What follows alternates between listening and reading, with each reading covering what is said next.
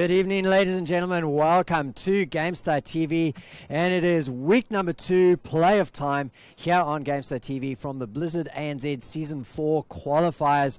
It's been a fantastic season so far. I can't believe we're actually right in the middle of it. So halfway through, just about. At the end of this evening, we will be absolutely halfway through. So it has been a very hectic season already, and we've seen some fantastic games. My name is Crisis. I'm going to be your host for tonight because Kit Fox, he's at Gamescom at the moment. He's going to be casting Blade and Soul. So if any of you play that game, we've got a Kiwi. Oh, he's not a Kiwi. An Australian caster that does that sort of thing. Now, I'm joined tonight by Skimmy and Vandy again, the dream team, of course, casting Division 1 throughout the year so far. So, good evening, Skimmy. Looking fine there with the old. What is that? A coif. That's called the old faux hawk. It's called the old young love. It's called the old she'll be right. Nice one, fantastic, and loving the attempted green screen in the background there. Much better attempt than me, as you can see. I don't even bother trying to chroma key out my background because my lighting's all wrong. And over on the far side there is Vandy as well. Good evening, Vandy. How are you doing? I'm doing well, thanks, Crisis. No green screens here, just a bunch of cute stuffed toys in the back there, keeping us company. Fantastic. So our first match tonight, ladies and gentlemen, we're going to get straight into it. It's going to be Nomia versus NMD. Now, Nomia, they are the kings of the ANZ region. They have been for a number of years now. Throughout this year, they've really been, they've been beaten once, and not when it really mattered. So last week we had Nomia going up against both Crimson and Dark-Sided in the upper brackets of Division 1. And this week, we've got the third of the contenders for the crown, NMD, going up against them. Now, Skimmy, knowing what you know about NMD, what do you think they're going to be bringing to this match against Nomia that's going to be different from Dark-Sided and Crimson last week? I mean, NMD really are the dark horse of this tournament. We're not too sure what they play. They haven't really revealed too much at this stage. Crimson are trying to find their feet in terms of what works for them. They've been playing a lot of aggressive comps. Darkside we've known as being this very aggressive, all-in-your-face kind of comp.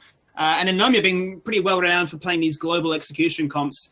But looking at how they went up against Darkside, this is NMD, we can't really tell too much from it. The one thing that really stands out for me, leading into your next point, would be the map bans and the map choices. We see NMD banning away Dragonshire, which was the only map really we saw during week 1, especially for Nomia. So that's a good, I suppose, effort really on their side. And then they've gone for Sky Temple. So this is a bit of a power play from NMD, kind of showing that, hey, we're not scared to bring you to a map we're usually quite excel at.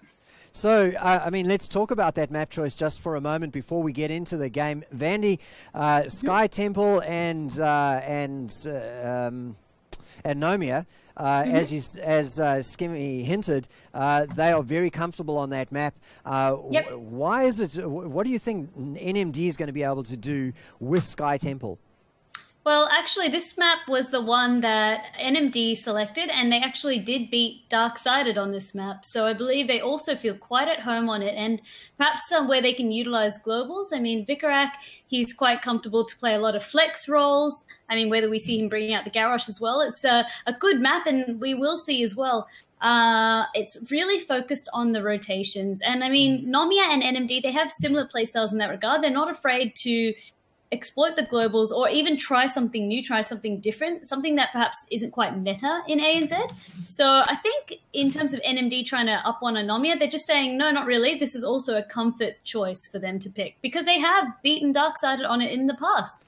Well, one thing's for certain, we're in for a cracker of a match with both of these teams looking to draw first blood in the best of 3. Of course, all night tonight, it's going to be best of 3s. We'll be bringing you 2 best of 3s on stream. And while that is going, don't forget, we're going to be running a raffle tonight. It is for a loot chest. Well, we've got a couple of loot chests to give away. So that's a code for, I think you get 12 loot chests in the code.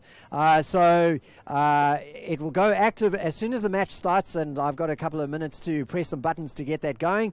So make sure you enter the raffle. But for now, I'm going to hand you over to Skimmy and Vandy for game number 1 of Nomia versus NMD.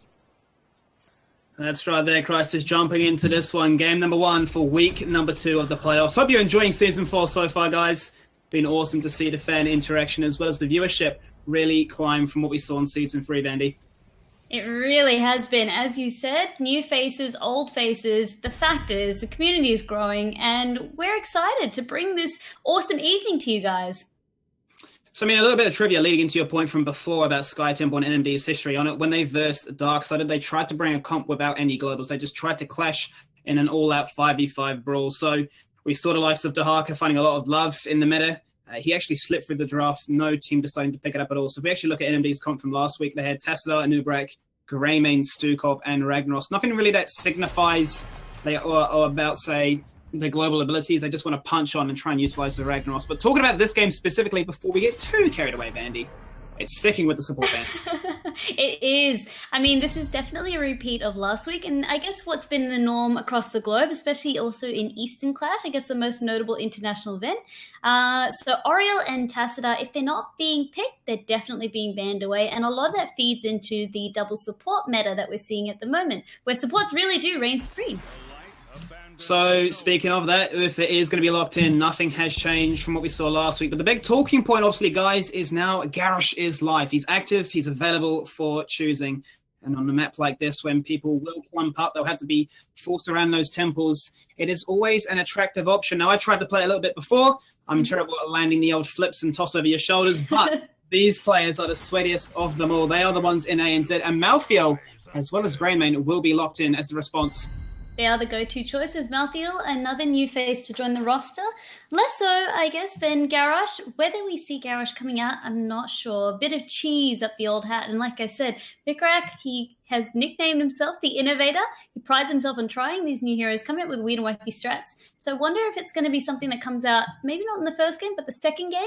But all right, if we do delve a little bit deeper, Greymane, he's, I guess, we see him a lot in the second pick, and the reason why is because he does everything so well, Skimmy. I mean, you also preach on this. He's one of your favorite heroes. He can clear. He can also take camps. He's got great dive potential, great burst. He's just a jack of all trades, really. Jack of all trades, one of the best heroes in the current roster before the changes come across. And we're discussing, what are some reliable counters off air just before to the Garrosh. And, Malthael with the percentile shred is going to completely ignore that armor mechanic, which makes him so ridiculously good. The Greymane 2 with the Cursed Bullet. So two strong picks that don't really give too much away and feed right into what they have now on the sides of these boys here for Nomia. They've gone for Arthas and Genji. They are setting up for the execution, point and click. They are. I mean, Genji, he pairs so nicely with Uther, and really, it's, I guess, one of his biggest counters. That ability to dive into the back line and either get Divine Stormed or have the target that you want to burst down shielded can be just a great nuisance to Genji. So by having them on the same team, it's really going to combat, I guess, a lot of what he's trying to achieve. And that Arthas, we can also see Nomia. They've used him time and time again with great results. The Army of the Day gives him so much sustainability, even if he's going to be the only tank. Dahaka has been forced out, and rightfully so. Rio, when he played that hero last week, did so much work. The ability for them to try and lock down both Dahaka and Fausted, allow them just to maneuver and set the tone of the game, the pace of it at their own control, and they're not going to take any chance of that one there. They do decide to ban away the Rhaegar, limiting the options for that cleanse. Would force them onto the Brightwing potentially, which would do a bit of work against Genji, but limits their sustaining potential in these all-out fights. It really does. And funny that you say, I guess, we were talking about globals before. We haven't yet seen a team reaching for any except for just the ban. We still see Falstad and Illidan across the board. I mean, NMD, like you said, they've got such a diverse range of heroes that I can't really say, okay, this person's going to play exactly this. They're quite flexible in that regards, and that's something I guess Nomia will need to respect and also watch out for. Nomia, no strangers to that as well. They have a great hero depth that they great hero pool that they like to play, great depth of heroes, but let's wait and see. I mean, that's one of the cool things, right, of actually getting to see a new team like this make it to that top stage, because you don't really know what to expect. You can't really point at the obvious as it comes across. With 10 seconds left on the clock, they are still NMD furiously thinking away as to what these next two picks are. Let's see how creative they decide to go with things. They go for the Diablo, and they're going to lock in with the Lunara as well. This, to me, signifies a lot of diving potential, looking to get fights in and out and over with quickly. They are, and then that can also really help down by locking up the area for Malthael to come in with the Tormented Souls. However, I'm just a little bit worried because they have left their support to last, and it shows that they don't want to run a double support, which means that it's going to be... you need to really deter that Genji from getting those kills. And Nomia, I think they'd be looking to really excel and amplify a lot of what Genji's going to bring. I mean, we could see the Dive brothers, the Dive boys as you call them, that's Illidan being picked up as well, Fat94. Back in the old days before the Nomia roster came in, it was one of his go-to bread and butter heroes as well. What I'm really curious about, Vandy, to take the point even further, is just to see if they decide to actually take away the Brightwing for themselves. I mean, there's no cleanse available anymore. They can actually then do a lot of work to deny the Diablo combos. They're not going to go that crazy just to start off with. They're going to go for Li Ming and Genji. Now, this is something I expected to see a lot of during the Western Clash, but it was denied for the most part due to all the double supports. It started to see a little bit of love in the Eastern Clash, but this is a kind of comp which basically says we jump in with Li Ming and Genji, we get a kill, and there's literally very slim chances of us losing the fight there because just this momentum of cascading snowball resets.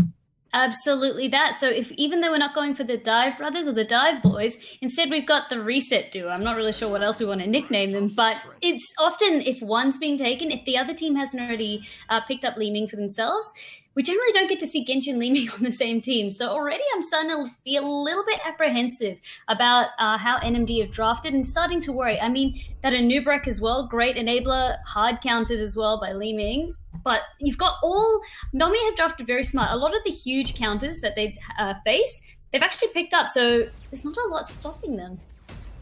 Well, in terms of, in terms of supporting potential, they're going to go for the Malfurions. So obviously when the root comes out, it's going to deny a lot of this potential for these heroes on the side of Nomia to jump in and jump out with that Legend. Not to mention, obviously, you've got Twilight Dream on top of all those things. But when it comes to denying with the cleanse, especially with Anubarak, since the Cocoon has been nerfed to be a little bit easier to pre-cleanse and prevent, that's definitely one thing to keep an eye on. If they can get a Cocoon on a crucial target, they can dive in, dive out before Malfurion can have any kind of impact. That's absolutely it. But, I mean, let's wait and see. It all comes down to that execution. But, I mean, the biggest talking point is the lack of globals right here. It's going to be one of those team fight brawler-centric sort of strategies that we see both teams trying to execute. And it's going to be, I guess, almost like an all-in as well. You don't have that global pushing for you. So when you do take these fights, unless you're getting a pick beforehand, it will generally be a 5v5. If we actually compare both comps side by side during this loading screen, you can actually see the side of NMD there. Wave clear is quite significant and superior in comparison to Nomia, who are all about these team fights and about getting those kills and snowballing it from there. So if we do see a more macro, slow-paced style come out of NMD, they are always going to be in the driving seat because they're going to be forcing Nomia to clear the lanes. But let's jump into it, Bandy. Game number 1 of week 2 of these playoffs, and we're going to introduce this team on the left. Nomia, Numia, whatever kind of Mia you want to call them. They are the blue squad. It's going to be Fat94, the captain, playing Genji. Penta playing Anubarak. Jim Jam subbing in here as Li Ming for John. Vanilla on Ufa and Rio on Arthas. And on the red team, we have Team NMD, which is Lahal playing Malfurion, Hiccup on Diablo, Vicarak playing Malthiel, Ninja on Lunara, and Physics playing Greymane. Physics on Greymane. Interesting to see that it's not going to be Ninja on that one, but he is quite proficient at the Lunara as well. Classic ANZ pulls as the calls have been made in the all chat already, alleviating their frustration from not being able to express the same kind of words during their Hero League games. Essentially, yep. It wouldn't be, I guess, an ANZ evening if we didn't have at least one pause. So you and I, we become very accustomed to them. But that just gives us a little bit of time to take stock and see what talents have already been picked up and see if there's anything, I guess, out of the norm that we've seen. I mean, from what we can see so far, Vandy, only 5 talents locked in from the 10. So stock standard so far across the board. No one's going anything weird and wacky, which is great to see. But is it? I mean, Vicarak, the innovator, sometimes I think that he's just keeping us on the edge of our seat. Speaking of, Vicarak found so much success on that hero during the Season 3 circuit, so good to see him keeping around with this one. Has opted for the Fear, the Reaper, so not going to go for that Wraith Strike range, all about making sure that if he does get ganked, he has the movement speed on disposal for him to get out of harm's way. Everyone's back into this one. We're readied up. 15 seconds on the countdown time as they look for that level 1 punch on. And as the other talents come across, Vandy, looking pretty stock standard. Stock standard. I mean, I like that Malfurion, the Lahal, that he's picked up the scouting drone. Can be quite vital on a map like this, especially when you want to be away from the brush. No face checking here. Gives you a lot of intelligence around the temple areas as well. So great to see. But here's a new one, though. Eternal Hunger being picked up on that Arthas by Ryumak, really going that Bruiser-centric build. Yeah, I mean, this really just accentuates what we discussed before, right? They want the resets, so let's make sure that Arthas is not the beefy tank that he can be. He's actually going to be one that's looking to try and join that fight, secure the kill, make sure those resets come across, because if they do play for the sustained fight, they are going to lose to NMD every time. So I love the adaptation on the fly. I do as well, and it shows that it's not all about that cookie cut sort of talent build. You can also adapt and make sure that you do read your talents, because sometimes a lot of players, myself included, you just get into those bad habits where you're like, I've done this build so many times, and then you're like, actually, if I changed that, it would have really suited the situation I was in. Well, there's going to be a rough lane for him. You can see already Vikrak has dropped Ryu down to half, going to force out the rotation from Fat94, who jumps on in. Howling Blast starts things off as the Swift Strike connects. Reflect is used very early on, but they're quite low now. Death Shroud is going to come across. Vikrak is hunting for it, but maybe he's bitten off more than he can chew. The heal is there with the Soul Rip. He is 2v1ing Vandy, and he might actually get it. Fat94 is so low. He goes for the tap, down to 11 health. And Somehow this time, survives. it's Vikrak who actually falls. But the fact that he was 2v1ing and almost picked up the kills as well, that's massive respect that needs to come out from Nomia onto Vikrak, and really showing why Malthael, even though he's been nerfed and his numbers have been changed a little bit, he can still pack quite the punch. What an explosive start for this game. A minute in and we're already seeing 2v1s and fights going back and forth, but switch your attention to the bot lane right now as the root comes on to Vanilla. He is taking damage. The poison is ticking away. One auto does it. He's down to 140. He's going to go for the tap as well, and these people are playing with fire. I mean, Nomia, all I'm thinking right now is that their MVP is the healing well at the moment. It saved them 3 times now from absolute death. But all that means is, even these fights, it just means that, I guess, NMD have the advantage there because they can go and top up in the middle of the fight. Absolutely, and they have done that indeed. They've gone straight through to the mid lane looking for that temple, and they're going to start things off quite successfully. Same story in the top lane, once again with Vikrak being ganked upon by 2 people. That is going to allow Nomia to pick up shots with Arthas on that point too. But the real talking point is the couple of kills, or the kill, start things all off, has really allowed them to get this very small lead leading into level 5. That's it. By killing the solo laner, it did punish NMD a little bit because Vikrak had to make his way all the way back to lane. And the fact that they didn't get that kill on Vanilla as well, absolutely. It's just, I guess, not favorable in terms of NMD, but they have caught up quite nicely now. With that middle temple now being taken, they've immediately collapsed with 4 members on that middle fort. NMD are going to exert their sieging potential, and they're going to go straight through mid lane looking for the fort. Towers are gone, fort down to half, but the burrow charge comes in from Penta, looking to follow things up with the better barbs.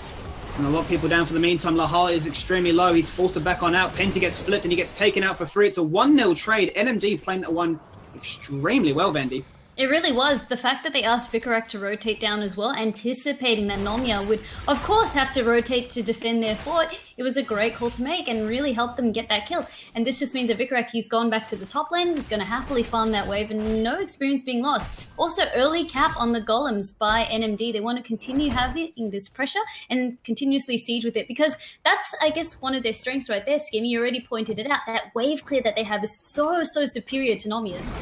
Yeah, and they're definitely making sure that, Nomia are aware of this one, and they're going to be forced to try and sit in the bot lane. Both Genji and Li Ming looking to wave clear, not having to use their skills for the potential to find those kills, and that's what they're hungry for, and that's what they're searching for. As these golems push them through, they tried to go for the invade NMD to steal away Nomia's as well, but likewise, not really worth the risk at this stage, because they can just sit at this tower like this, defending these golems and putting out a lot of pressure. Yeah, they can, and we could see Genji and Li Ming struggling with that wave clear. It's absolutely, like you said, if they're not getting that damage to really poke them off, it's just giving them a bit of a hard time in lane. And Vikrak as well, being the bully that he is against Ryu in that top lane. Ryu, he knows how to play that here as well. It's also one of his favorites, but to be on the receiving end of that as any kind of tank, I mean, Malthael is a tough lane to win.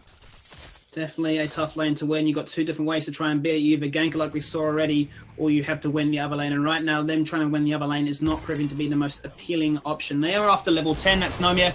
They want to unlock those ultimates and look for those sweaty team fights where the ball really starts to get rolling. Temple does spawn in 7 seconds. It is the single one in the bot lane. Not going to see any crazy shenanigans here where people stall out to allow level 10 to be picked up and a boss to follow. But this is where it's all going to come to see if that that cleanse can find any value, Vandy. Absolutely, and I mean, we can see NMD, they anticipated, they know that the 3rd temple will be the bottom one, and they've taken the Bruiser camp in anticipation pretty much on the time, ready for it, so they've timed that one quite nicely. But Nomia, Fat94, he started his way on that temple. They're waiting, all members of NMD just waiting to get into position to see if they want to contest this one. Hiccup is hungry for it. The flip starts off as the overpower takes him away. The burrow charge is right there afterwards, but the shadow charge into the wall, catching Fat94 out. The root is not able to keep him locked in place for any longer amount of time. Impale is chucked out to try and provide a counter measurement. But cooldowns used, mana expended as they look to try and juke it out here on the temple. It's still a 1-for-1 in the top lane. Vifrak finally out of mana, is forced to back away. He's going to buy Ryu a bit of chance to try and respond here, but they go into the bot lane, they collapse, the burrows there, and Fat94 responds. So with one person falling, that's really all it can take. The cooldowns then get reset for both Fat94 and Jim Jam. That's really what NMD need to respect. They just didn't have enough in there. Now it looks like NMD, they're unsure. Do they want to push? They don't know what they want to go for. Are they still trying to stay around and hunt for kills? Well, it's looking like it, because you can see Physics jumping aggressively with the Dark Flight Ninja on the flank as well, doing damage to Fat94, preventing his advancement towards these fights. But it is going to be NMD, despite all things said and done, reaching level 10 first. This is when the true action starts off. They've had a successful early game for the most part, maybe not as snowballed as they would have liked otherwise, but with 10 being unlocked for both teams, this is when things start to really get spicy. When things heat up. So turn on the room, and I mean, I was watching Vikarak in that top lane as well. When he was done with top, he was trying to double soak by rotating to the middle lane as well, while his team were happily still in the bottom lane, trying to see if they could get any picks, any value there. But looking at these ultimates across the board, I mean, we've got that Twilight Dream, the Apocalypse as well, so expect to see some, I guess, juicy combos coming out of that, if NMD can play their cards right. If they can indeed, and Hiccup is currently slowed by this full. Penta comes in. First bullet is immediately used onto Ubrak, dropping him low, but the APOC isn't going to try and find any value. Only connects onto one, but it's not going to be enough because two people are already down. Dragonblade finding incredible value right now. The Arcane Orb is there, but it's not even required. Triple kill to start off with. Jim Jam looking for the quads. And can they get an ace? Can Jim Jam become the sub that we don't deserve, but we desperately need? They can't get a quad kill for their efforts, and that's going to be enough. After you talked him up too, he's like, not today, Skimmy. I mean, although NMD did lose that fight, they had the saving grace of the golems continuously pushing down bot, but did you just see how Nomia, they went from 0 and then they just turned everything on? It was after that first reset we could really start to see NMD crumble. They still have heroics across the board, they just did not even get a chance. Lahal didn't even get a chance to use Twilight Dream before he fell, and they didn't even use Cocoon in that fight. And this is why team compositions like this are so scary to verse. They require such nimble execution on not only your side, but also on your opponent's side to actually respond to it. And you can see that a bit of frustration from NMD trying to force the fight after the retreat from the fort. But like you say, yeah, the first kill comes out and it's very hard to lose it from then on. But the next temples will spawn Vandy, 2 apiece this time, 1 in the bot lane and 1 in mid, with the boss still being available. Yep, so I'm actually surprised. I mean, Nomia, what they love to do is after they get those fights or after they get those picks, they immediately rotate to boss. However, they know that they cannot rush it down. Not while it was still quite low and everything was using chasing Vikarak down. Ninja now, he has been Howling Blast and he will fall. So disgusting. The flank, 1 kill, 2 kill, get a 3 kill as the triple kill comes out there. But you just see it. They go for the claps onto one target, and as soon as that person is locked in by Howling Blast, or any stun for that matter, that person is dead, and there is no potential for you to live, especially when you have to rely on just a Malfurion and his regrowth. Yeah, Ryu is really the enabler for his team, absolutely. Once he gets a target, that is really Nomia's sign to say, alright, let's collapse. And if you are Ninja, if you're really that Lunara, that's the worst target to get hit by that Howling Blast as well. You just become a sitting duck, or a sitting Bambi, I guess. You're really at Nomia's, I guess, what is it? Nomia's sights? Nomia's sights. They've locked them in their sights like it's Call of Duty, and obviously yeah. so I can say that without having to worry about getting fired. But let's carry on with this one. Level 14 has been picked up. Level 13 flirting with NMD right now, as the scoreboard shows the score is 9 kills to 1. NMD, they get the resets and they make sure the scoreboard is aware of that. But temples have been picked up. Mid one's finished. Bot lane is just about to finish itself as well. And Vanilla is being jumped upon, Vandy. Hiccup going in there, trying to use the Shadow Charge to see if he can get a pick. Unfortunately, there was going to be no follow-up available. But I mean, the biggest talking point, just looking at the map, is the fact that Nomia still has 6 structures up, whereas NMD have half of that now. They're onto the keeps. They're going to be exposed by the next set of temples if they cannot contest and start winning some fights. I really like what Hiccup was trying to do there. You can see that Penta was rotating to the top lane to clear out those knights, which were finding so much free value, but they just could not get the engage that they were after. Now, Miller still hanging around. He's looking for it. Hiccup is going to go in with the Shadow Charge, stunned against the terrain. But now he is caught without anybody in support. Apoc is going to come out. It's going to connect onto 2 people, and this could be good. Divine Shield on top of the Dragon Blade starts things off, but they can't get 1 kill. Off the first to fall, and it's all gone so terribly wrong. Diablo dies, but he brings 3 to the grave with him, Vandy. And this is what NMD have been so patiently searching for, especially before 16 is being picked up. Absolutely, that was very well executed by NMD, exactly the break that they needed. Although Hiccup did fall in that, it's just a tank. Diablo's already back. Yes, he's squishier, but does not matter. Penta, he does know that they've started the boss. Vicarak does reveal him. Whether he can contest it, I doubt it. The worst he can do is stall, and Jim Jam start to get some pokes, but they need to be careful. If they fall here, it will really be a big siege that they really need to deal with coming out of NMD. Yeah, things would compound quite quickly because also they got the sieging giants to pick up too to complement things, but they're not going to go for the fight. Weren't able to find that one squishy target for the Li Ming to pop and give them some kind of miraculous comeback there. But regardless, level 16 has been acquired by Nomia. They still have a whole level to work with. They can clear out this boss in the bot lane quite easily. Only 11 minutes into this one. Not going to be able to do too much damage, but they are going to time things out quite well. Giants picked up, Temple spawning in 25 seconds. Exactly. This was the break that NMD wanted. They need to catch up on their experience, get 16 as much as possible, and prepare themselves for the next fight. And a lot of, I guess, what enabled that fight, Skimmy, was NMD paying attention, making sure that they could grab the Merc camps as soon as they're up and put pressure on. And like you said, anticipate Penta's reaction. The fact that he was in the top lane clearing up and late to that fight, it really then enabled Hiccup. Although we've said, oh no, he's caught, it actually worked against him because of the numbers game.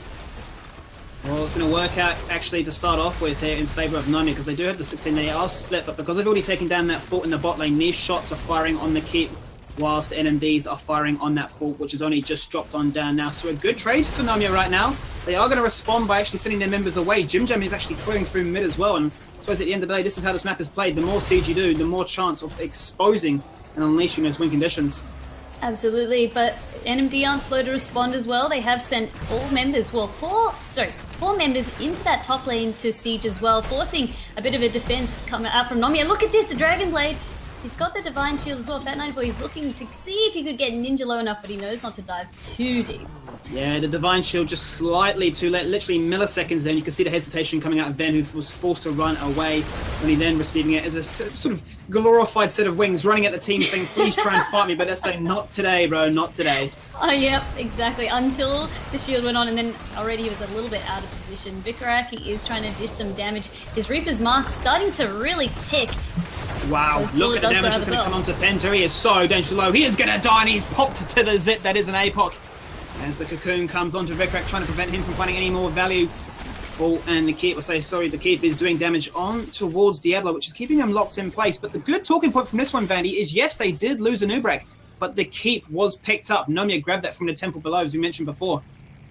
Yeah, exactly. So once again, you're trading that kill for a keep, and arguably the keep is much, much more important in this game, especially on Sky Temple, because you can win through just the temples themselves doing the damage for you.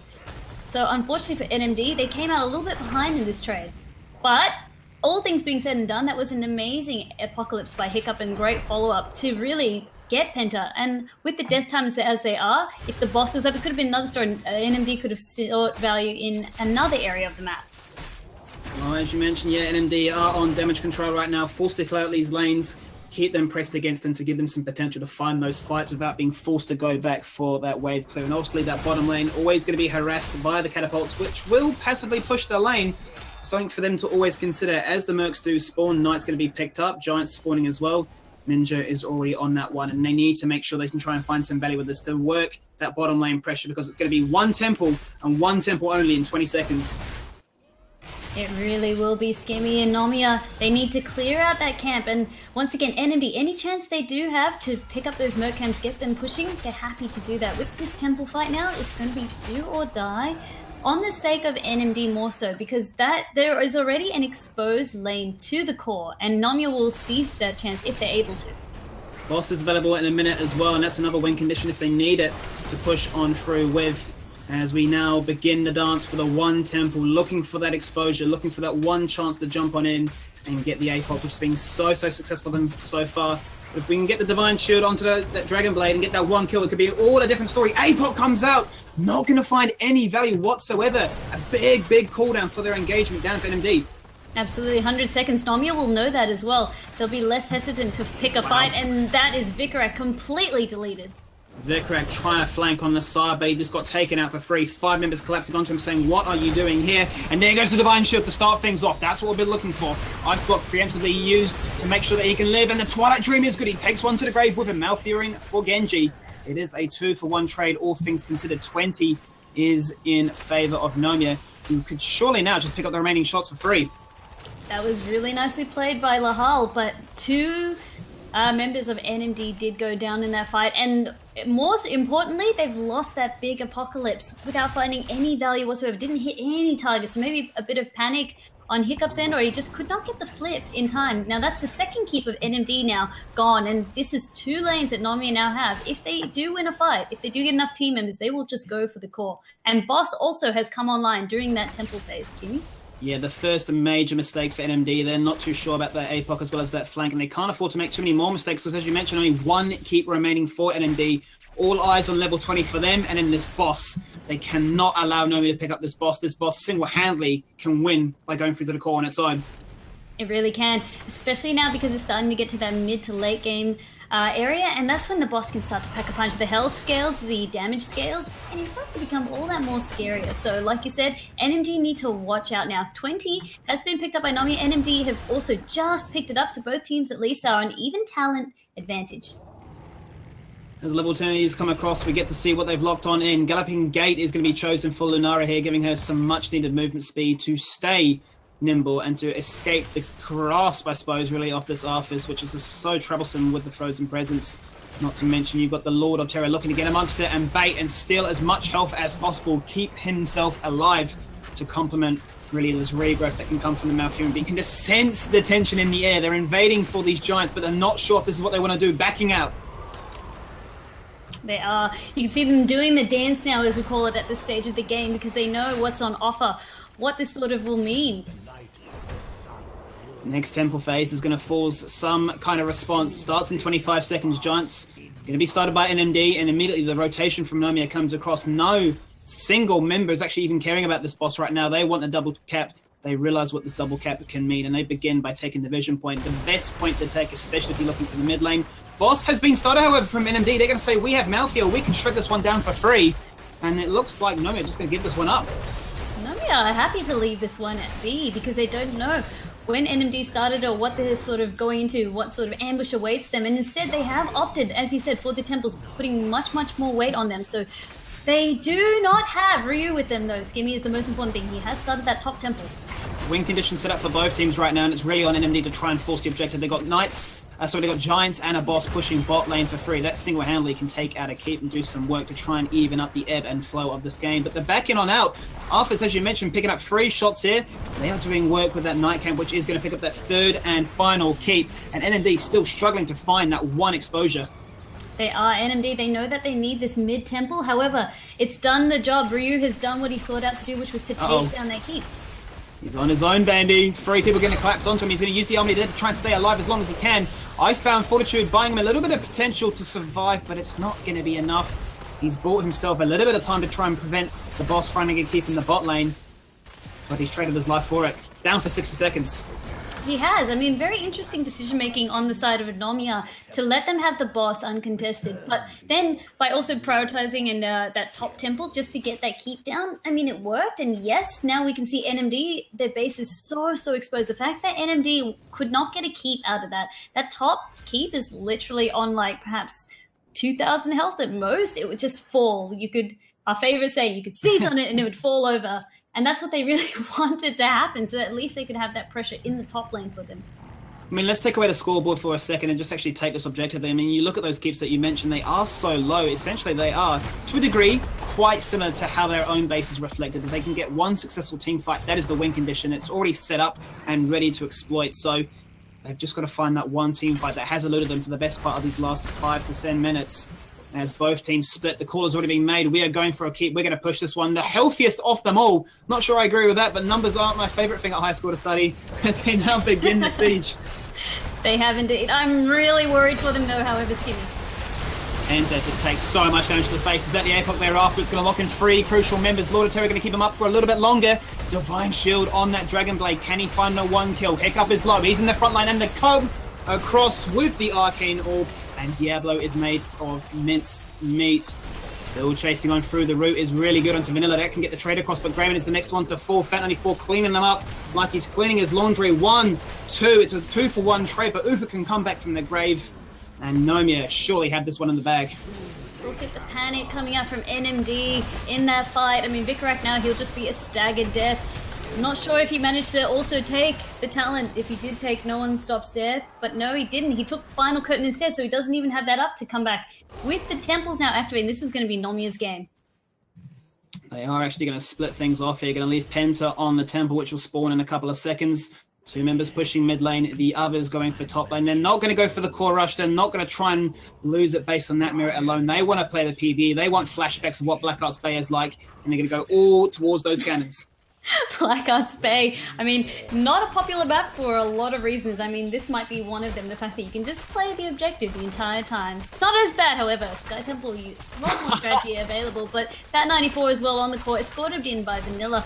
It really went south for NMD in that final team fight, and like you said, a lot of that was just a questionable decision to go for the healthiest keep. If they went for one of the low ones, they could have gotten it down. They wouldn't have to deal with the keep. Being, I guess, that looming threat and also assisting Nomia in their defense. So, I don't know, must have been a panic call. I know that they needed to fight before the shrines, before the temples, but why that lane? Yeah, I mean, all lanes were available for them. It just took one team fight for either team to seal the deal, with respawn times being 60 seconds at that stage. But they don't find the fight that they're after. They allowed the Genji to find the reset with the Dragon Blade and at Divine Shield combo, and it just proved to be far too much for them to handle. And Nomia start things off by saying, we don't get the map pick, but we show you how to play Sky Temple with or without the globals. But that's it for game number 1. It is a best of 3 as always. So I'm going to jump it back to Producer Crisis as we get ready with the next lobby. All right, thank you, Skimmy and Vandy, for that excellent first game. So that was Sky Temple done and dusted. We're going to take a short break, ladies and gentlemen. Hopefully just about 2.5 minutes. That's what the time is going to say. And hopefully we can put a lobby together in that time and get straight into game number 2 of Nomia versus NMD. Don't go away.